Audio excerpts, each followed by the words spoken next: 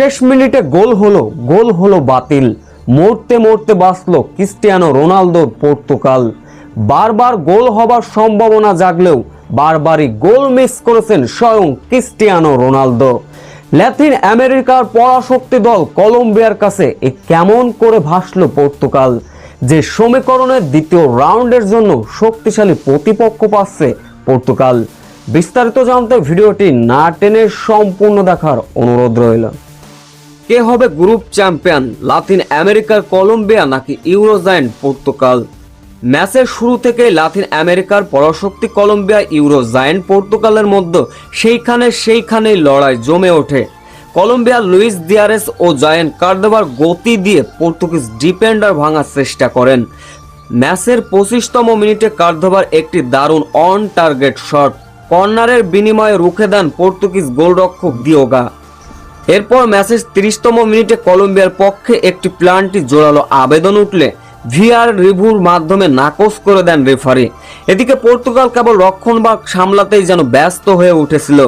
একের পর এক কলম্বিয়ার রক্ষণভাগ যেন ঠেকাতে মরিয়া হয়ে ওঠে ক্রিস্টিয়ানো রোনালদোর পর্তুগাল, যার ফলে প্রথমার্ধে হতাশা নিয়েই দুই দল গোল শূন্যই বিরতিতে যায়। দ্বিতীয়ার্ধের 58তম মিনিটে এবার আক্রমণে গেলেন স্বয়ং ক্রিস্টিয়ানো রোনালদো। পর্তুগিজ 11 নম্বর ফুটবলারের ক্রস, সেইখান থেকে ডিবক্সের ভিতর বল টেনে নিয়ে গেলেন ক্রিস্টিয়ানো রোনালদো। অন ব্যাসেস অন, গোলরক্ষককেও ফাঁকা পেয়েও গোল করতে ব্যর্থ হলেন রোনালদো, কিন্তু পরে দেখা যায় অফসাইডের ফাঁদেও পড়েছিলেন তিনি। তাতে করে পর্তুগিজ ভক্ত সমর্থক থেকে পর্তুগালের ক্রিস্টিয়ানো রোনালদোর হতাশার মাত্রা বেড়ে যায়।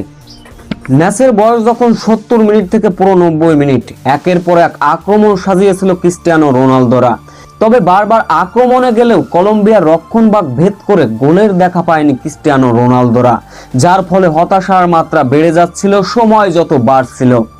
ম্যাচ যখন 90 মিনিটের অতিরিক্ত মিনিটে কর্নার কিক পায় কলম্বিয়ার এক ফুটবলার হেড দিয়ে গোল আদায় করে নিলেন, তখনই ক্রিস্টিয়ানো রোনালদোর চোখে মুখে ছিল হতাশার ছাপ। কিন্তু ভিআর ডিসিশনে দেখা যায় অফসাইডের ফাঁদে পড়েছিলেন কলম্বিয়ার ওই ফুটবলার। না হলে হয়তোবা শেষ মুহূর্তে হারতে হতো কলম্বিয়ার কাছে পর্তুগালের, যার ফলে নির্ধারিত 90 মিনিট শেষে কোন রকম মরতে বাঁচল পর্তুগাল, গোল শূন্যই ড্র। তবে এই ম্যাচ ড্র করলেও দ্বিতীয় রাউন্ড নিশ্চিত হয়ে গেছে পর্তুগালের। বিশ্বকাপের মঞ্চে 3টা করে ম্যাচ খেলেছে কলম্বিয়া পর্তুগাল। ইতিমধ্যেই কলম্বিয়া 7 পয়েন্ট নিয়ে চ্যাম্পিয়ন হয়ে দ্বিতীয় রাউন্ড নিশ্চিত করেছে। অন্য প্রান্তে 5 পয়েন্ট নিয়ে রানার্স আপ হলো পর্তুগাল। তাই রাউন্ড অফ 32 অর্থাৎ দ্বিতীয় রাউন্ডের জন্য যেহেতু গ্রুপ রানার্স আপ হয়েছে পর্তুগাল, তাই যে কোনো একটা শক্তিশালী প্রতিপক্ষ পেতে চলেছে পর্তুগাল। দ্বিতীয় রাউন্ডের জন্য পর্তুগাল খেলবে অন্য গ্রুপ চ্যাম্পিয়ন দলের সঙ্গে।